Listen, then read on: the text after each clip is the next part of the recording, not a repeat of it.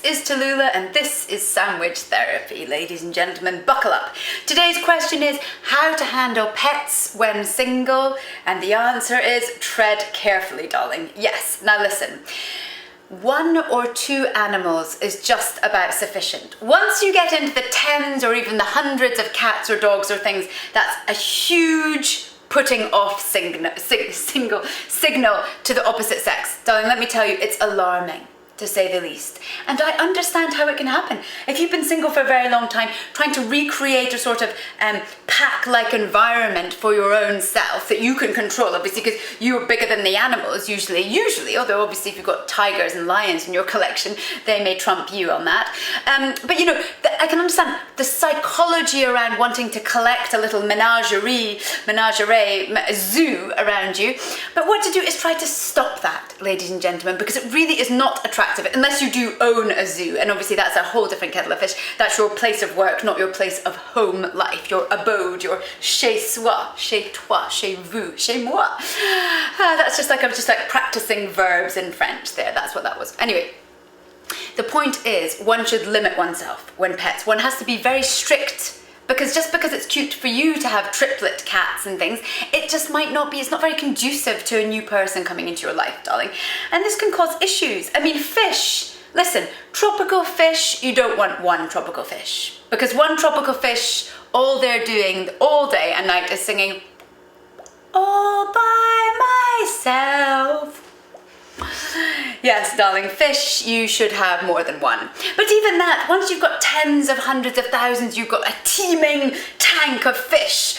Darling, that also could be problematic. I mean, because that would actually, and I do love watching fish. I find it very relaxing. I often go to aquariums and find it relaxing looking at the bright colours and things. But if you have tens and hundreds of thousands teeming fish tanks, it can make you a little dizzy.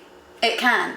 Darling, it really can. I mean, I spent a long time in my apartment in Paris just watching fish. I mean, there was 3 of them. They had quite distinct personalities. It's like almost a little soap opera, but that's dangerous, darling.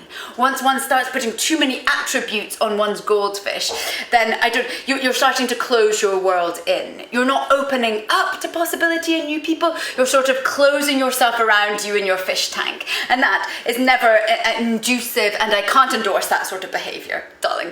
Also, you tend to start mimicking your animals. Honestly, I mean, I've read about that, darling. It's not just me making that up, that's fact. That's sociologists, people with PhD, people that are like professors, you know, people that have tenure. I'm not quite sure what tenure means. I think it means 10 years. Oh, I don't know, and look it up.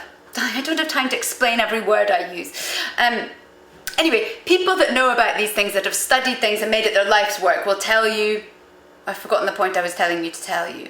I got so confused about the tenure. But basically the thing is about animals, you've got to curb it. Only the other day somebody was telling me that she'd been on a date and the man had 3 cats, and that was enough to put her off, darling. So there's already strike 1 when you've got many cats, and that's before you've even opened your mouth, darling. So I mean, I don't know how many strikes you can handle.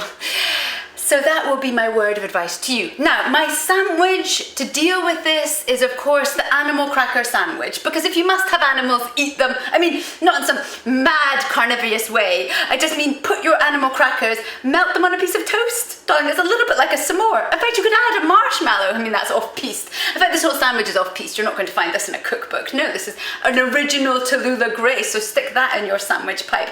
So get the toast, or just put bread under a grill. That might be easier. And I haven't tried this actually, so if you try this, put a note, because I would worry, will the biscuit thing melt? No, biscuits don't melt. What about a cheesecake? Oh yeah.